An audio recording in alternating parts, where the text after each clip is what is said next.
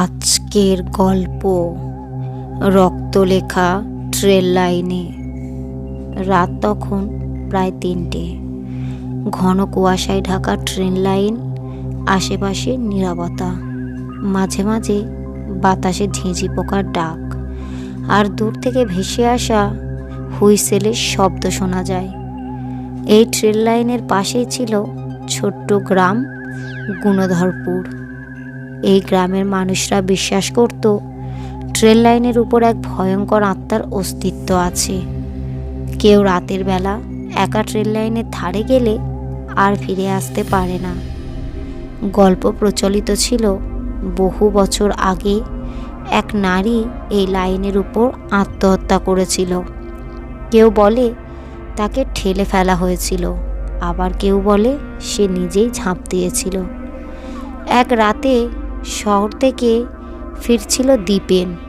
গ্রামের মানুষরা বারবার নিষেধ করেছিল রাতের বেলা ট্রেন লাইনের পাশ দিয়ে না হাঁটতে, কিন্তু সে তো এইসব বিশ্বাস করতো না। রেল লাইনের কাছে পৌঁছে সে মোবাইলের টর্চ জ্বালায়। হঠাৎই বাতাস থেমে গেল, চারপাশ নিস্তব্ধ। কুয়াশার মাঝে আবছা একটা ছায়ামূর্তি দেখা গেল লাইনের উপর। দীপেন ভয় পেয়ে থমকে দাঁড়ালো। মেয়েটি সাদা শাড়ি পরা, চুল লম্বা, মাথা নিচু করে দাঁড়িয়ে আছে।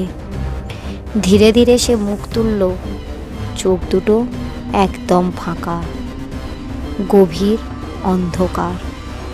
এক বিকট হাসি হেসে সে বলল, আমাকে ফেরত দাও।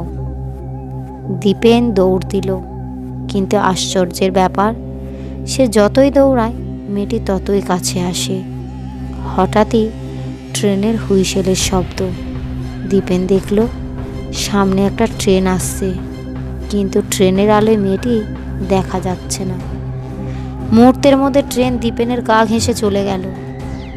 ট্রেন চলে যাওয়ার পর দীপেন ধপ করে বসে পড়ল।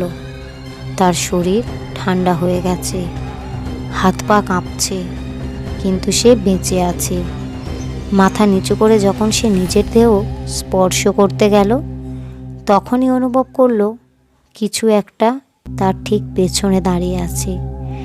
ধীরে ধীরে সে মাথা তুলল আর দেখল সেই শ্বেত শুভ্র নারী মূর্তিটি তার সামনে দাঁড়িয়ে, এক্কেবারে তার মুখের সামনে।